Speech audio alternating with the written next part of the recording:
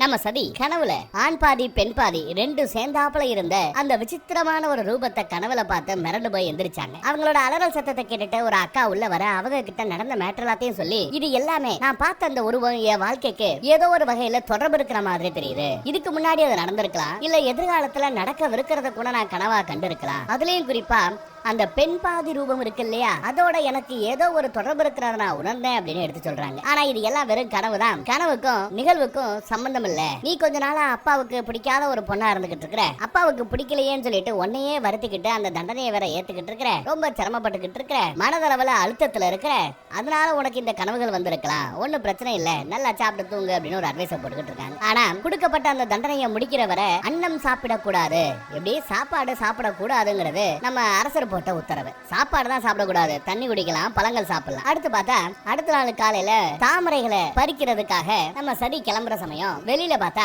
அக்காமார்க ரெண்டு பேரும் நிறைய ஆட்களை வேலையாட்களை ரெடி பண்ணி வச்சிருக்காங்க. பல்லக்க கூட ரெடி பண்ணி வச்சிருக்காங்க. எதுவும் சொல்லக்கூடாது, இவங்களோட ஹெல்ப்னால தான் நீ போகணும் வரணும், இவங்க இல்லாம நீ தனியா காட்டுக்கு நடுவுல போயிட்டு வரது எங்களுக்கு சுத்தமா பிடிக்கல அப்படின்னு அந்த அக்காமார்க ஸ்ட்ரிக்டா சொல்லிட வேற வழி இல்லாம சதியும் அவங்களை கூட்டிக்கிட்டு காட்டுக்குள்ள போறாங்க. இத மேல மாடியில இருந்து நம்ம அப்பாரு பாக்குறாப்புல, பார்த்தாலும் பெருசா அதை கண்டுக்கல. துணைக்கு ஆட்கள் போக கூடாது அப்படின்னு சொல்லல. அதே சமயம் இவர் சாப்பிடறதுக்காக சாப்பாடு எடுத்துட்டு வராங்க இவரோட பொண்டாட்டி. சாப்பிடலாமே அப்படின்னு சொன்னா, இல்ல இல்ல அரசவையில முக்கியமான வேலை இருக்கு, எனக்கு சாப்பாடு வேண்டாம்னு சொல்லிட்டு கிளம்புறாரு. சரி போயிட்டு வருவீங்கல்ல, அப்போ உங்களுக்கு சாப்பாடு பறிக்கலாமே அப்படின்னு சொன்னா, இல்ல இல்ல அப்பயும் வேண்டாம் அப்படின்னு சொல்லிட்டு அவரு அந்த சாப்பாடை சாப்பிடறத தவிர்க்கிறார். தான் பொண்ணு சாப்பிடல இல்லையா, அந்த மாதிரி ஒரு கஷ்டத்துல தான் சாப்பிட மாட்டேன்னு இருக்காப்ல. ரொம்ப சிறப்பான விஷயம் தானே, அம்புட்டு பாசம் பொண்ணு மேல. அந்த பக்கம் தாமரை மலர்களை தேடி நம்ம சரி அந்த பக்கம் போனாங்க இல்லையா காட்டுக்கு மத்தியில. அப்போ இவங்களோட நாட்டுக்குள்ள இருந்து நிறைய பேரு அகதிகள் மாதிரி வெளியில போறத பார்த்துட்டு, யார் நீங்க, எதுக்காக இப்படி அகதிகள் மாதிரி வெளியில போறீங்கன்னு விசாரிச்சா, நீங்க நம்ம அரசரோட பொண்ணு தானே, உங்க பேரு சதி தானே, வணக்கம் அப்படின்னு அந்த கூட்டத்துல ஒருத்தர் ஒரு வணக்கத்தை போட்டுவிட்டு, நாங்க வேற யாரும் இல்ல, நீங்க ஒரு சிவலிங்கத்தை எடுத்து அந்த விஷ்ணுவோட சிலைக்கு பக்கத்துல வச்சீங்களே,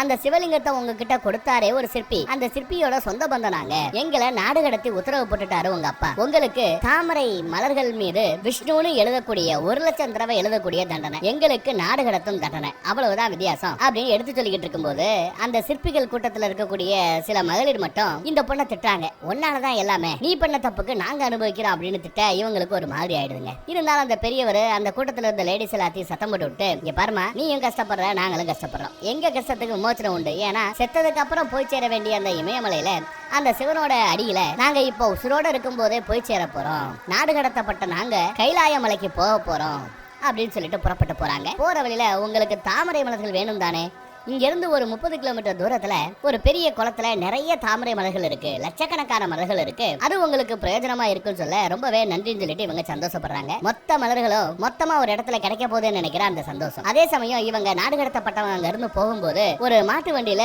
திரையில மூடி வச்சிருப்பாங்க.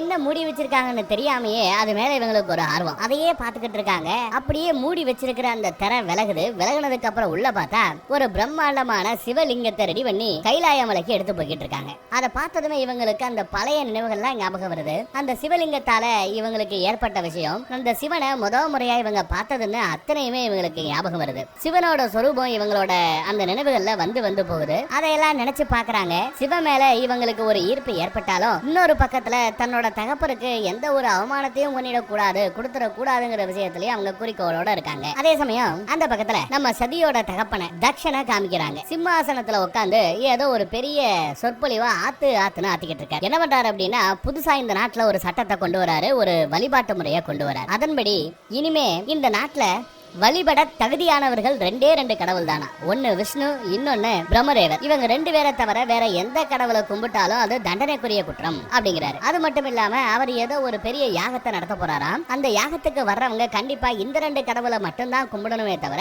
மித்த கடவுள்களை கும்பிடக்கூடாது. அதுலயும் குறிப்பா அந்த அகோரிகளோட தெய்வமான சிவனை கும்பிடவே கூடாது அப்படின்னு உத்தரவு போட்டிருக்கிறார். அப்படி அவங்க பேசிட்டு இருக்கிற சமயம் பின்னாடியே நம்ம நாரதர் அங்க வந்து சேராருங்க. நாரதரை பார்த்ததுமே, என்னையா இந்த ஏரியா பக்கம் வந்திருக்க, அப்பா நல்லா இருக்காரா அப்படின்னு விசாரிக்கிறாப்ல நம்ம தர்ஷன். அவருக்கு என்ன சிறப்பா சந்தோஷமா இருக்கார். நான் தான் அப்படியே ஏதோ ஒரு மேட்டரை கேள்விப்பட்டு உங்ககிட்ட விசாரிக்கலாமேன்னு வந்தேன் அப்படிங்கிறாரு. நாரதா, எங்க போனாலும் உன் கழகத்துல ஏதாவது ஒரு பஞ்சாயத்தை கூட்டிட்டுருவேன், 2 குடும்பத்துக்கு நடுவுல ஒரு பிரச்சனையை போட்டு விட்டு அவங்க கஷ்டப்படுறத சண்டை போறத பார்த்து சந்தோஷப்படக்கூடியவன் நீ, எதுக்காக இந்த ஏரியா பக்கம் வந்திருக்கிற, என்ன மேட்டர்னு விசாரிச்சா, ஆமா நான் கேள்விப்பட்டேன் உன் பொண்ணு பக்கம் சிவனை சேர்ந்தவங்க எல்லாம் வந்து ஏதோ கொஞ்சம் குரடுபடி பண்ணிட்டே இருக்காங்களாமே, சிவனை கண்டாலே உனக்கு பிடிக்காது, அந்த மாதிரியான நீ பண்ண அந்த பிரம்மாண்டமான விஷ்ணு விஷ்ணு சிலைக்கு பக்கத்துல சிவலிங்கத்தை உன் பொண்ணு வச்சிட்டாலாமே அப்படி இப்படின்னு விசாரிக்கிறார், ஏத்தி விடுறார். தெரியுமியா? தெரியும். இங்க உன்னோட கலகத்தை ஆரம்பிச்சதுக்கு அப்புறம் இங்க என்ன நடக்குதுங்கிற மேட்டர் எல்லாத்தையுமே தெரிஞ்சுக்கிட்டு நீ நேரா கைலாய மலையில போய் அந்த சிவனை தான் பாப்பேன்னு எனக்கு தெரியும். அதனால உங்ககிட்ட நான் எதுவும் பேசுறதுக்கு இல்ல. ஆனா ஒரு செய்தியை மட்டும் கொண்டு போய் அந்த ஆள் கிட்ட சேர்த்துரு.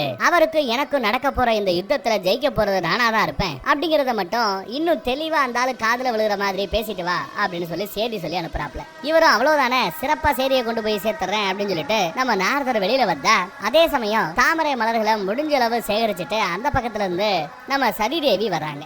அவங்கள பார்த்ததுமே ஒரு வணக்கத்தை போட்டுட்டு, என்னம்மா எப்படி இருக்க, சௌக்கியமா இருக்கே அப்படின்னு விசாரிச்சா, நாரதரா வர வேண்டும் வர வேண்டும் அப்படின்னு அவங்களும் ஒரு வணக்கத்தை போடுறாங்க. அதுக்கப்புறம் என்ன இந்த பக்கம் அப்படின்னு விசாரிக்கிறாங்க. ஒண்ணு இல்லம்மா, ஏதோ கொஞ்சம் சின்னதா ஒரு வேலை, உங்க அப்பாவை பார்க்கணும்னு நினைச்சேன், பார்க்க வந்தேன். அப்புறம் ஏதோ கேள்விப்பட்டேன் உனக்கு உங்க அப்பாவுக்கும் தகராறாமே, எல்லாம் அந்த சிவனை வச்சுதான் நடக்குதாமே, என்ன சிவன் மேல அம்பிட்டாரோமா அப்படின்னு விசாரிக்கிறாரு. இல்ல இல்ல அப்படியெல்லாம் எதுவும் கிடையாது, ஏதோ அந்த வழிபாடு அப்பா மேல அந்த அவமானம் விழுந்துட கூடாதுங்கிறதுக்காக சிற்பி கொடுத்த சிவலிங்கத்தை எடுத்து வச்சேன், மித்தபடி எனக்கு ஒன்றும் பெருசா இல்லைங்கிற மாதிரி பேசுறாங்க.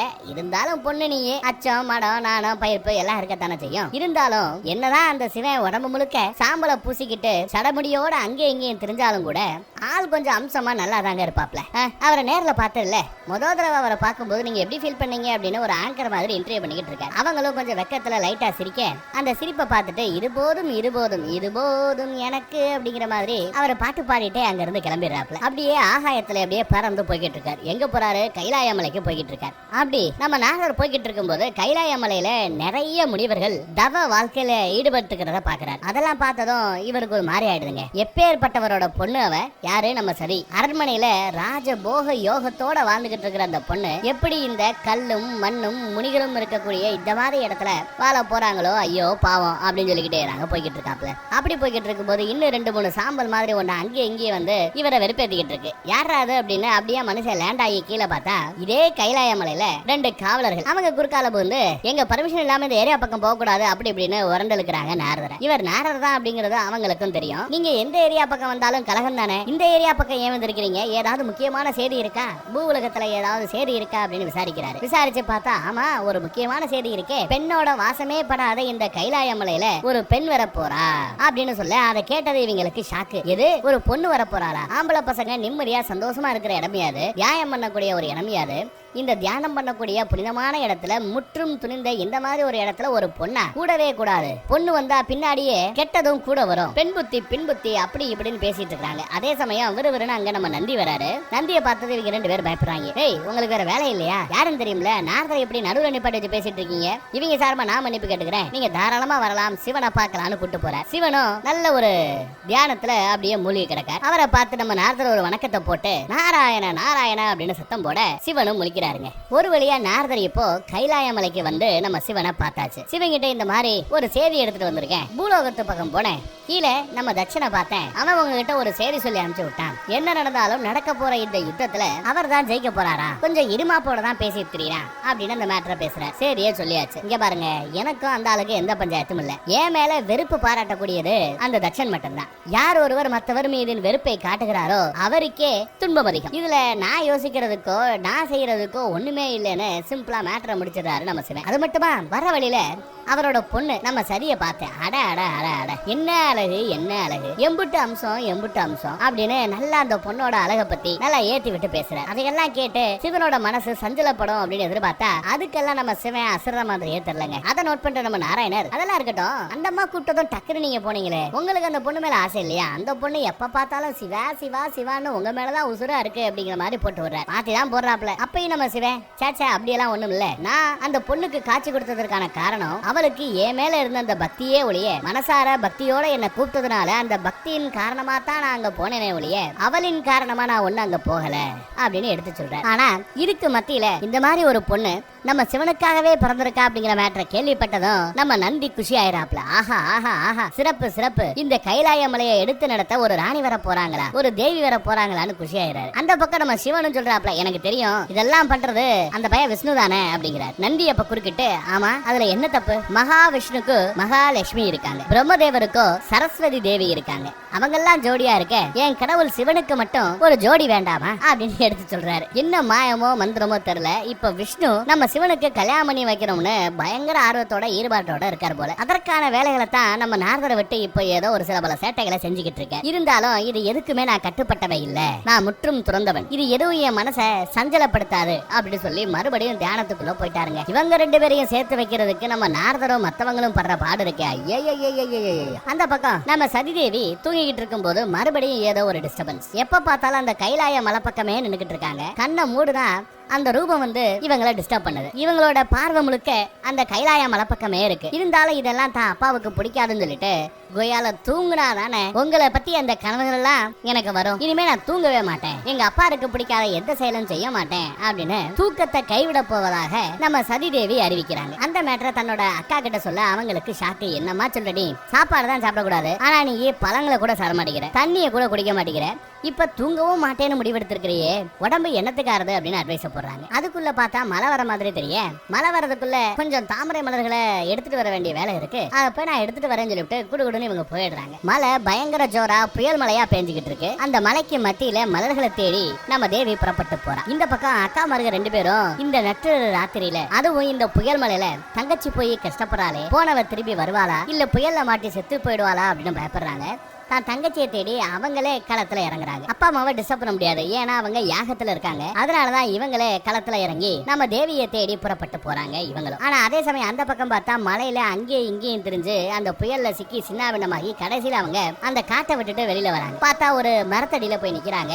அது ஒரு வில்வ மரம். மேல இருந்து வில்வ இலைகள் இவங்க மேல வந்து விழுகுது. வில்வ இலைய பார்த்தாலே இவங்களுக்கு ஞாபகம் வரக்கூடியது அந்த பழைய விஷயங்கள் எல்லாம், நம்ம சிவனை பத்திய விஷயங்கள் எல்லாம் ஞாபகம் வருது. ஆனா அவரோட நினைப்பே வரக்கூடாது அப்படின்னு இவங்க ரொம்ப கங்கணம் கட்டிட்டு இருந்தா திரும்ப திரும்ப அந்த நினப்பு தான் வந்து இவங்களை கெடுத்துக்கிட்டு இருக்கு. அந்த வில்வ இலைய தூக்கி எரிஞ்சிட்டு அந்த மரத்தையே தியாகம் பண்ணிட்டு அவங்க இன்னும் வெளியில வராங்க. வெளியில வந்து பார்த்தா அந்த கானகத்தை தாண்டி கைலாய மலைக்கு போகிற அந்த திசை பக்கம் வந்து நிக்கிறாங்க. என்னையா கொடுமை இது, எந்த பக்கம் போனாலும் நீதானா, என்னைக்கு நான் உன்னை முத பார்த்தனோ அதுக்கப்புறம் என் வாழ்க்கையில சந்தோஷங்கிறதே இல்லாம போயிடுச்சு, எங்க அப்பா முகத்திலையும் சந்தோஷங்கிறதே இல்லாம போயிடுச்சு, இதுக்கு ஒரு விமோச்சனமே கிடையாதா அப்படின்னு கத்தி கூப்பாடு போட்டுட்டு அப்படியே அங்க மயங்கி விழுந்துடுறாங்க. அதே சமயம் பின்னாடியே வந்து அந்த அக்கா மார்க தான் அவளை கைத்தாங்களா கூட்டு போய் அரண்மனையில படுக்க போடுறாங்க. ஆனா நாளாக நாளாக நாளாக நம்ம தேவியோட உடம்பு ரொம்பவே நொந்து நூலாகிட்டே இருக்கு. நல்ல காய்ச்சல், ஏற்கனவே சாப்பிடல, தண்ணி குடிக்கல, தூங்க மாட்டேன்னு சொல்லிட்டு தூக்கத்தை கை வச்சுறாங்க. இப்ப என்னடானா காய்ச்சல் வந்துருச்சு, கால்ல புண்ணு கையில புண்ணு அப்படின்னு ஏகப்பட்ட புண்கள். இப்படியே இருந்தா இவ செத்து போயிடுவான்னு சொல்லி புரிஞ்சுக்கிட்டு அக்காமார்க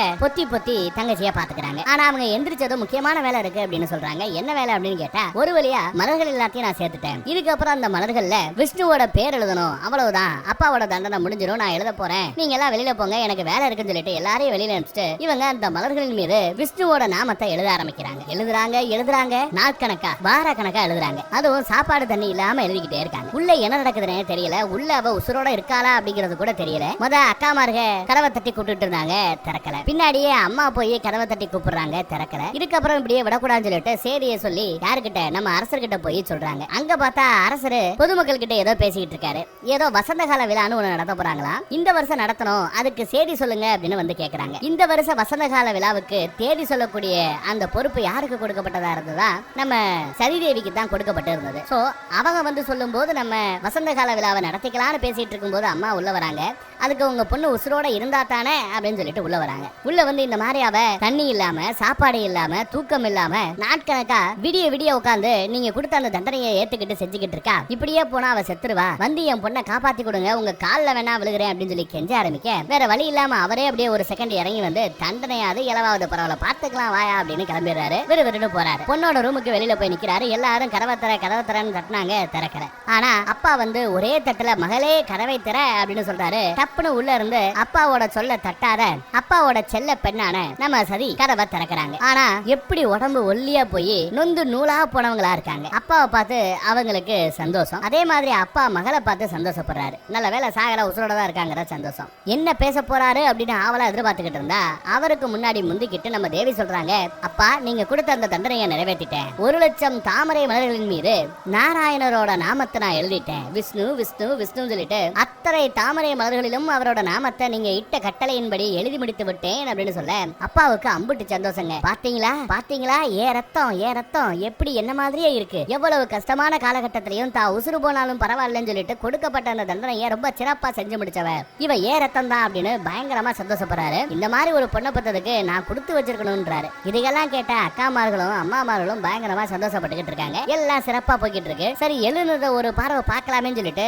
அங்க இருந்த ஒரே ஒரு தாமரை மலரை எடுத்து செக் பண்ணி பார்த்தா அதுல விஷ்ணுவோட நாமத்துக்கு பதிலா சிவனோட நாமத்தை எழுதிருக்கு. நம்ம தேவி சிவனை நினைக்க கூடாது அப்படின்னு நினைச்சு விஷ்ணுவோட நாமத்துக்கு பதிலா சிவனோட நாமத்தை தெரியாதனமா எழுதி வச்சிருக்காங்க. இத பார்த்த அப்பனுக்கு எவ்வளவு கோவம் வரும். வெட்டி துண்டாக்கிடுவாரு தான் பொண்ண அப்படின்னு பார்த்தா அதே சமயம் இவங்களும் எப்படி இந்த நாமம் மாறுச்சு, நான் விஷ்ணுவோட நாமத்தை தான் எழுதுனேன், ஆனா எப்படி இது சிவநாமமா மாறுச்சுன்னு எனக்கு தெரியல அப்படின்னு ஒப்பாரி வச்சு அழுதுகிட்டு இருக்காங்க. அப்பா என்ன பண்ணுவாரோன்னு பாத்துக்கிட்டு இருக்காங்க. ஆனா அதே சமயம் அங்க நம்மளோட ரிஷி மகரிஷியும் வந்துடுறாரு. நம்ம நல்ல ரிஷியும் வந்துடுறாரு. எல்லாரும் முன்னாடி என்ன நடக்க போதோ கோவத்துல என்ன பண்ண போறாரோன்னு பாத்துக்கிட்டு இருந்தா தான் மகளோட தலைய ரொம்ப ஆசையா கோழி விட்டு அதெல்லாம் ஒண்ணும் பிரச்சனை இல்ல, நீ கொஞ்சம் மன அழுத்தத்துல இருக்க, அதுக்கு தெரிஞ்சோ தெரியாமலோ நானும் ஒரு காரணமா அமைஞ்சிட்டேன், அதனாலதான் எல்லாம் தப்பு தப்பா நடக்குது, ஒன்னும் பிரச்சனை இல்ல மகளே, தண்டனை நிறைவேற்றி ஆகிவிட்டது, இதெல்லாம் நீ பெருசா கண்டுக்காத, யாருக்கிட்டே இதை பத்தி பேசாத, நீ போ நான் பாத்துக்கிறேன் அப்படின்னு சொல்றேன். அப்புறம் அந்த அக்காமார்கள் எல்லாத்தையும் கூப்பிட்டு இந்த மலர்கள் எல்லாத்தையும் அப்புறப்படுத்த வேண்டிய அந்த வேலையை பாருங்க, என் மக சாப்பிட்டு எம்பிட்டு நாளாச்சு, அவளுக்கு ஏன் கையாலேயே சாப்பாடை ஊட்டி விடணும் அப்படின்னு அநியாயத்துக்கு நல்லவரா பேசுறாங்க. அதே மாதிரி சொன்ன மாதிரியே தான் பொண்ணுக்கு தாங்கையால ஊட்டியும் விடுறாரு. ஊட்டி விட்டுட்டு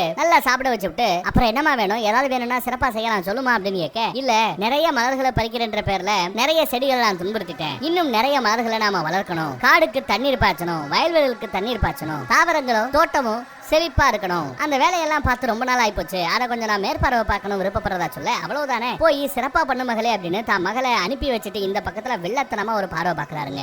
அந்த பார்வையை பாக்குற பொண்டாட்டி இந்த வில்லத்தனமான பார்வைக்கு என்ன அர்த்தம் அப்படின்னு கேட்டா, நடக்க போற இந்த யுத்தத்துல அந்த சிவனை சார்ந்தவங்க எல்லா பேரும் என் பொண்ணை எனக்கு எதிரான ஒரு ஆயுதமாவே மாத்திட்டாங்க, இப்படியே நான் கோவத்தோட நடந்துகிட்டு இருந்தா என் பொண்ணை நான் இழந்துடுவேன், அதனாலதான் இப்படி உள்டாவா என் பொண்ணுக்கு விருப்பமான ஒரு நல்ல தகப்பனா நடந்துக்கணும்னு ஆசைப்படுறேன், அப்பதான் நாளை பின்ன என் என் பொண்ணு கேப்பா அப்படின்னு மனசுல கொஞ்சம் கோபம் இருந்தாலும் அதெல்லாம் வெளியில காட்டிக்காம பொண்ணுகிட்ட அநியாயத்துக்கு நல்லவரா நடந்துக்கிறாரு நம்ம தர்ஷன். அவர் ஏற்கனவே சொன்னதின்படி அந்த மலர்கள் எல்லாத்தையும் கொண்டு போய் வெளியில வீசி எறிய போறாங்க வேலையாட்கள். ஆனா அதுக்கு மத்தியில அங்க ஒருத்தர் வந்து அந்த மலர்களை தாங்கிட்ட கொடுக்கும்படி தன்கிட்ட கொடுக்கும்படி கேட்கிறார். யாரு அது அப்படின்னு நம்ம உத்து பார்த்தா அட நம்ம நந்திதாங்க. அவரோட காது மாட்டோட காது இல்லையா, பெருசா இருக்கும், அதை மறைச்சுக்கிட்டு மனுஷ மாதிரி வந்து அந்த மலர்களை தாங்கிட்ட கொடுக்கும்படி கேட்கிறார். அதே சமயம் அங்க நம்ம சதி தேவி வந்துட தேவியை பார்த்த அடுத்த செகண்ட் தேவி அப்படின்னு சொல்லிட்டு கால்ல விழுந்து வணங்குறார். சாட்சாத் அப்படியே தரையில படுத்துறார். யாருங்க நீங்க, எதுக்காக ஏன் கால்ல விழுறீங்க, வயசு வித்தியாசம் இல்லாம நான் சின்ன பொண்ணு இல்லையான்னு கேட்க, வயது வித்தியாசத்தை தாண்டி நீங்க எனக்கு அம்மா மாதிரி அப்படின்னு பேசுறேன். அப்புறம் நீங்க சொன்னீங்கன்னா தான் இந்த வேலையாட்கள் கேட்பாங்க, இந்த மலர்களை என்கிட்டயே ஒப்படைச்சிருங்க உங்களுக்கு புண்ணியமா போகும் அப்படிங்கிற மாதிரி கேட்க, அவ்வளவுதானே எடுத்துக்கங்கன்னு இந்த மலர்களை அவர்கிட்ட ஒப்படைச்சிடறாங்க நம்ம தேவி. அதே சமயம் மேல இருந்து இத நம்ம அரசரும் கூடவே அந்த மகரிஷியும் பாக்குறாங்க. கீழே இருந்து நம்ம நல்ல ரிஷியும் பாக்குறாரு. மலர்களை வாங்கிட்டு நந்தி அங்க இருந்து கிளம்பி போயிடுறாரு. மேல இருக்கிற நம்ம ராஜாவுக்கு ரொம்ப ஈஸியா தெரிஞ்சிருது வந்திருக்கிறது வேஷம் போட்டுட்டு வந்த நம்ம சிவனோட வாகனமான நந்தி தேவர் அப்படிங்கறத ரொம்ப ஈஸியா கண்டுபிடிச்சிடுறாரு. சிவ வாகனத்துக்கு இங்க என்ன வேலைன்னு மேல அரசருக்கு பயங்கர கோவம். இது தெரியாம இந்த பக்கம் நல்லபடியா சிரிச்சு பேசி நந்தி தேவர் அங்க அனுப்பிச்சு வச்சுட்டு இந்த பக்கம் திரும்பி பார்த்தா அப்பா அநியாயத்துக்கு கோவப்படுறத பார்த்து இவங்களுக்கு இப்பதாங்க பயம் வருது. ஐயோ தப்பு பண்ணிட்டோமோ, எதுக்கு அவர் இவ்வளவு கோவப்படுறாரு அப்படின்னு தெரியாம முழிக்கிறாங்க. கீழே இருந்து அந்த நல்ல ரிஷி இருக்காப்ல அவர்கிட்ட போய் என்னதான் ஆச்சு கொஞ்சம் எடுச்சொல்லியா அப்படின்னு விசாரிக்கிறாங்க. அவரு எனக்கு எதுக்கியா வம்பு அப்படின்னு ஒதுங்க பாக்குறாரு. இல்ல நீங்க சொல்லித்தான் ஆகணும், என் மீது ஆணை அப்படின்னு சொல்லி கேட்க, வந்தது வேற யாரும் இல்ல சிவனோட வாகனம் நந்தி தேவர் அப்படின்னு சொல்ல ஷாக் ஆயிடுறாங்க. எங்க பார்த்தாலும் இந்த சிவனை வச்சே நமக்கு பிரச்சனை வருதுன்னு முழிக்கிறாங்க. ஆனா இவங்க மேல என்ன தப்பு, இந்த நந்திங்கிறவரை தடவை இவங்க பாக்குறாங்க. ஆனா இவங்க அப்பாவோட பாயிண்ட் ஆஃப் வியூல நந்தி ஏற்கனவே பழக்கப்பட்டவர் மாதிரியும் மலர்களை கேட்டதை இவ எடுத்து கொடுத்துட்டு சந்தோஷமா சிரிச்சு பேசுறதை வச்சு சிவனின் பக்கம் தான் பொண்ணு சாயிற மாதிரி அவர் நினைக்கிறார். சந்தேகம் வேற ஒண்ணும் இல்ல, எல்லா அப்பாக்களுக்கும் பொண்ணுங்க மேல இருக்கக்கூடிய அந்த ஒரு சந்தேகம் தான் இப்போ நம்ம அரசரையும் ஆட்டு வைக்குது. இதுல நம்ம சரிக்கு இப்ப பெரிய பஞ்சாயத்து, இப்பதான் ஒரு பஞ்சாயத்து முடிஞ்சிருச்சு அப்படின்னு நினைச்சா இப்ப இன்னொரு பஞ்சாயத்து வந்து நிக்குது. அந்த பக்கம் நம்ம நந்தி அந்த மலர்கள் எல்லாத்தையும் எடுத்துட்டு போய் கைலாய மலையில சிவனை பார்த்து, சிவன் தியானத்துல இருப்பாப்ல, அவரை பார்த்து சிவனே சிவனே முழிங்க முழிங்க அப்படின்னு உசிப்பு விட்டு தியானத்துல இருந்து அவரை எழுப்பி விட்டு, பாருங்களேன் கீழே நான் புலகத்துக்கு போயிருந்தேன், பக்கத்துல இருக்கிற நாட்டுக்கு போயிருந்தேன், நம்ம சதி தேவி உங்களையே நினைச்சு உருகிக்கிட்டு இருக்காங்க, உங்க நினைப்பிலேயே பாருங்களேன் 1,00,000 தாமரை மலர்கள்ல விஷ்ணுவோட நாமத்துக்கு பதிலா உங்க நாமத்தை எழுதி வச்சிருக்காங்க, எப்பேற்பட்ட பேரு, அதுவும் ஒரு வகையில தியானம் தானே அப்படி இப்படின்னு புகழ்ந்து பேசிட்டு இருக்க சிவன் காண்டாயிராரு. இந்த மாதிரியான ஒரு அற்பத்தனமான விஷயத்துக்கா தியானத்துல இருந்து என்ன நீ உசுப்புன, என் தியானத்தை தடுத்ததுக்கு காரணம் இந்த மலர்கள் தானா அப்படின்னு கேட்க நந்தி ஒரு மாதிரி ஆயிராங்க. முற்றும் துறந்தவனா நீ இருக்கணும், அப்பேற்பட்டவங்களுக்கு தான் இந்த கைலாயத்துல இடம் இருக்கும், உனக்கு ஏன் இந்த பூவுலகத்து ஆசைகள் எல்லாம் அப்படின்னு கேட்க நந்தி ஒரு மாதிரி ஆகி காலில் விழுந்து மன்னிச்சுக்கங்கய்யா, ஏதோ ஒரு உணர்ச்சி வேகத்துல இந்த மாதிரி பண்ணிட்டேன், தேவியோட கைப்பட்ட இந்த மலர்களை பார்த்ததும் என்னையுமே அறியாத ஏதோ ஒரு சந்தோஷம் உங்க பக்கத்துல வச்சு அந்த தேவியை நான் நினைச்சிட்டேன், என் தாய் மாதிரி நினைச்சிட்டேன், அதனாலதான் பாசத்துல ஏதோ பண்ணிட்டேன் அப்படின்னு சொல்லிட்டு அந்த மலர்களை எடுக்கிறார். இதை கொண்டு போய் எங்கேயாவது கொட்டிட்டு தியானத்தில் ஈடுபடும் சொல்லிட்டு நம்ம சிவன் அவராட்டுக்கு தியானத்துக்கு போயிட்டாரு. நந்தியும் வேற வழி இல்லாம அந்த மலர்களை கொண்டு வந்து பக்கத்திலேயே இருந்த ஒரு குளத்துல கொட்டுறாரு. இந்த பக்கம் நம்ம சதிதேவி வேகமா போய் தான் அம்மா கிட்ட இந்த மாதிரி அந்த நந்தி தேவரை பத்தி எனக்கு தெரியாது, அவரை வரைக்கும் நான் பார்த்ததே இல்ல, ஆனா மலர்களை நான் கொடுத்ததுனால அப்பா என்ன சந்தேகப்பட வாய்ப்பு இருக்கு அப்படின்னு பேசிட்டு இருக்காங்க. அதெல்லாம் அப்பா அப்புறம் பாத்துக்கிறாரு, பேசிக்கிறாரு. முத யாகத்துல இருக்காப்ல அக்காமார்கள் செய்ய வேண்டிய கடமையெல்லாம் செஞ்சுட்டாங்க, நீ போய் யாகத்துல கலந்துக்கிட்டாதான் யாகம் பூர்த்தி அடையும், போய் அந்த யாகத்துக்கான வேலையை பாரு அப்படின்னு சொல்ல இவங்களும் சரின்னு சொல்லிட்டு யாகத்திற்கான அந்த வேலையை பாக்குறாங்க. யாகத்துல விஷ்ணுவோட நாமத்தை சொல்லணும், அவங்களும் அழுதுகிட்டே விஷ்ணுவோட நாமத்தை சொல்லிக்கிட்டு இருக்காங்க. ஒரு வழியா விஷ்ணுவோட நாமத்தை சொல்லி முடிக்க அந்த யாகமும் கொஞ்சம் சிறப்பா நடந்துகிட்டு இருக்கு. ஆனா அப்பா இன்னும் கோவத்தோட தாங்க இருக்காப்ல. பொண்ணை திரும்பி பார்க்கவே இல்ல, பேசவே இல்ல. என்ன ஆகும் அடுத்து நெக்ஸ்ட் எபிசோட்ல பாப்போம்.